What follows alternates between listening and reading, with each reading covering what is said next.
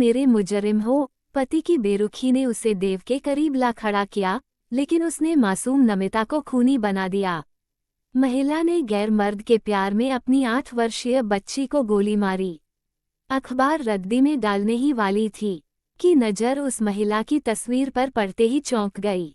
नमिता, ऐसा कैसे हो सकता है? मैंने चंद मिनटों में पूरी खबर पढ़ डाली। नमिता को उल्टा बताने के लिए कोई मसाला नहीं छोड़ा गया था उसमें, लेकिन अंतिम लाइन तक आते आते मेरी पलकें भीग गईं। महिला इस समय जेल में भयानक सदमे में है। वो न कुछ कहती है और न ही उसके चेहरे के भावों से लगता है कि कुछ सुन रही है। मैंने उससे मिलने जाने का फैसला कर लिया। पहली क्लास से लेकर इंटर तक हम साथ पढ़े। अपनी अपनी लाइफ में सेट हो जाने पर हमारा संपर्क कम हो गया, पर टूटा कभी नहीं। कितनी यादें ऐसी थीं जो मेरे मन को मथ रही थीं।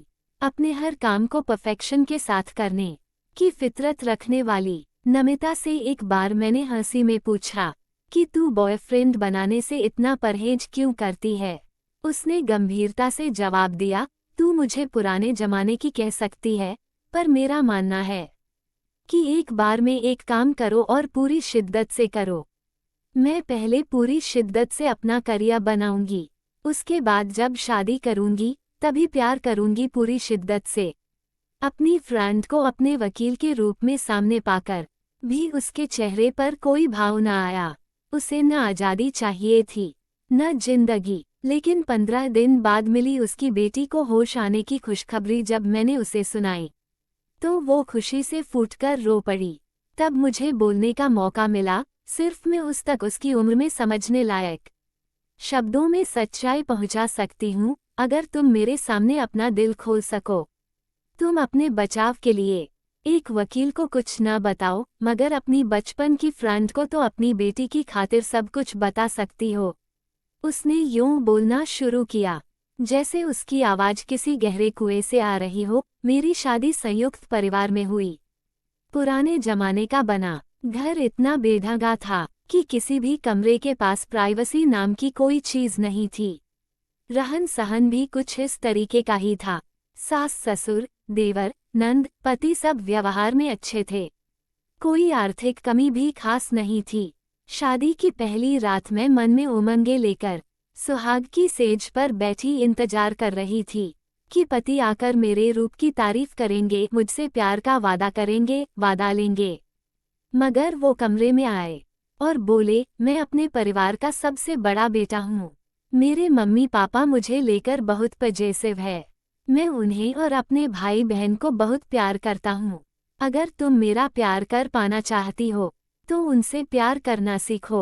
अगर तुम उन्हें खुश रखोगी तो मैं तुम्हें खुश रखूंगा, अपनी जिम्मेदारी समझूंगा। उन्होंने ये बताने की तो जरूरत समझी कि पत्नी को अगर उसका प्यार चाहिए तो उसे क्या करना होगा, लेकिन ये पूछने की जरूरत कभी नहीं समझी कि उन्हें पत्नी का प्यार पाने के लिए क्या करना होगा।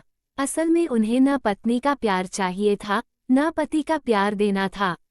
वो उन हिंदुस्तानी मर्दों में से थे जिनके लिए जिम्मेदारी ही जीवन है। उनका परिवार हमारी सम्मिलित जिम्मेदारी था और मैं उनकी जिम्मेदारी। खैर, धीरे धीरे मुझे लगने लगा कि मुझे ही थोड़ा प्रैक्टिकल होना चाहिए। पति मेरा ख्याल रखते थे, वह मेरे बहू वाले रूप से संतुष्ट थे, इसलिए मुझे संतुष्ट रखने की कोशिश करते थे। किचन में सास न मुझे अकेला छोड़ती और न खुद अकेले काम करती। नतीजा, मुझे मेरा भी टाइम कभी नहीं मिलता। मी टाइम तो दूर, तू तो जानती है, मैं शादी से पहले फ्रीलांसर ग्राफिक डिजाइनर की तरह खुद को एस्टेब्लिश कर चुकी थी। मैं तो किसी से ये भी नहीं कह सकती थी कि मेरे ससुराल वाले मुझे काम करने से मना करते हैं, क्योंकि मनाही तो कोई नहीं थी, मगर मुझे काम के लिए भी एकमुश्त टाइम कभी नहीं मिला। धीरे धीरे मेरे क्लाइंट्स छूटने लगे। पति से शिकायत करती तो कहते, तुम्हें काम करने की जरूरत क्या है। मेरी किसी मानसिक जरूरत को न समझने वाले पति को ये समझा पाना कि जॉब मेरी मानसिक जरूरत है, मेरे लिए नामुमकिन था। बेटी होने के बाद मैंने अपने क्लाइंट दोबारा पाने की कोशिश भी छोड़ दी। मैं अपनी दुनिया उसमें रमाती गई।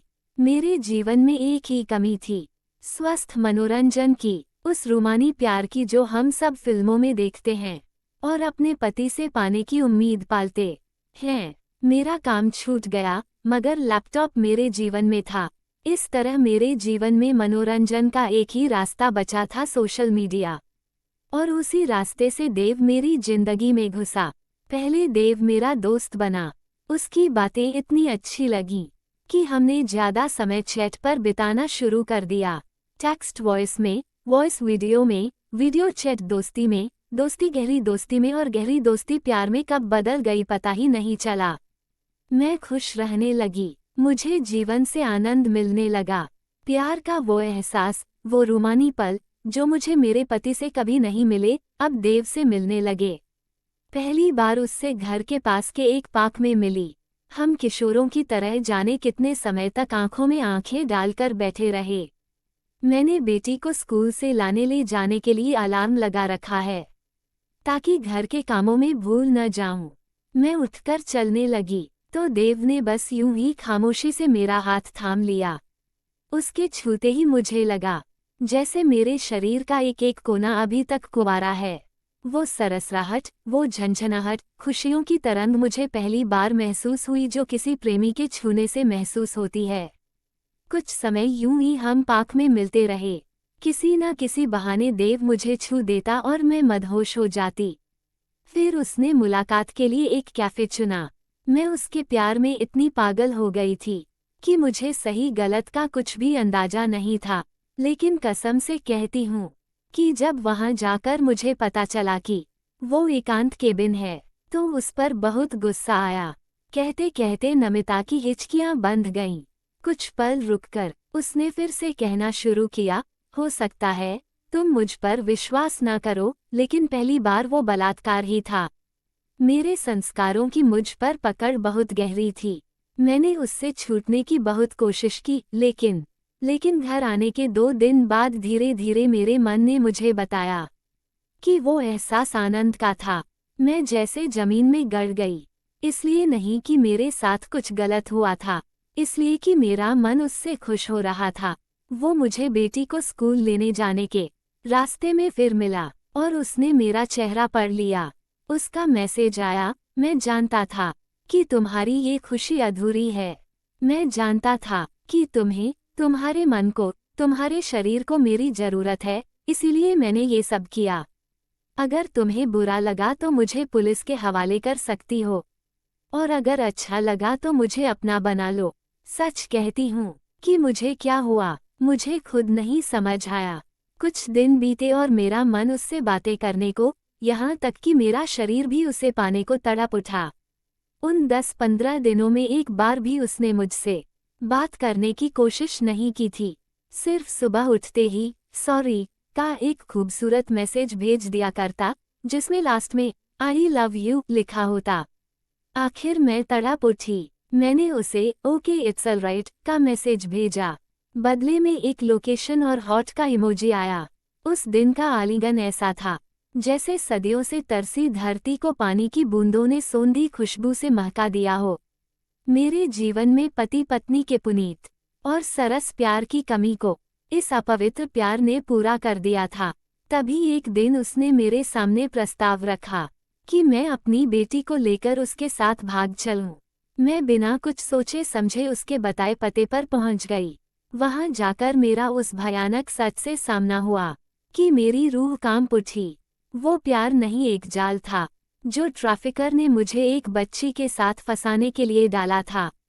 मैंने भागना चाहा तो समझ आया कि ये जाल कितना बेरहम और कितना मजबूत है। झगड़े में मेरे हाथ में पिस्टल आ गई।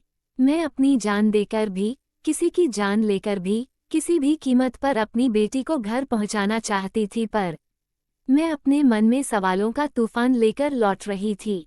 क्या प्यार हमारी जरूरत नहीं? क्या इसे पाने की चाह ही नमिता का गुनाह था?